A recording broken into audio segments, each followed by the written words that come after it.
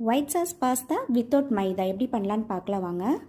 ஒரு பவுலில் 4 கப் தண்ணி ஊற்றிக்கோங்க. அது கொதி வந்தோடனே 2 கப் பாஸ்தா ஆட் பண்ணியிருக்கேன். அதுக்கு தேவையான அளவு உப்பு ஆட் பண்ணி 1 ஸ்பூன் எண்ணெய் விட்டுக்கோங்க.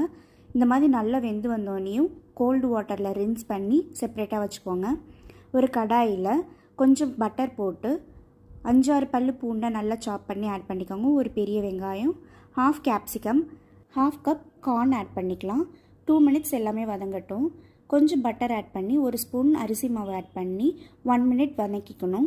2 கிளாஸ் மில்க் ஆட் பண்ணிவிட்டு பாயில் பண்ணி வச்சுருந்த பாஸ்தாவை ஆட் பண்ணிக்கணும். இந்த ஸ்டேஜில் இதுக்கு தேவையான கொஞ்சம் உப்பு, சில்லி ஃப்ளேக்ஸு, பெப்பர் எல்லாம் ஆட் பண்ணிவிட்டு ஒரு மிக்ஸ் பண்ணிவிட்டு 2 சீஸ் ஸ்லைஸ் ஆட் பண்ணிவிட்டு ஜென்டலாக மிக்ஸ் பண்ணிக்கோங்க. ஃபைனலாக கொஞ்சம் ஒரிகானோ ஆட் பண்ணிவிட்டு மோசரில்லா சீஸ் என்கிட்ட இருந்துச்சு, அதை ஆட் பண்ணிக்க. இது ஆப்ஷனல் தான். இது போட்டால் இன்னொரு டேஸ்ட்டு என்ஹான்ஸ் ஆகும். சான்ஸே இல்லைங்க, செம்ம டேஸ்ட்டாக இருக்கும். ட்ரை பண்ணி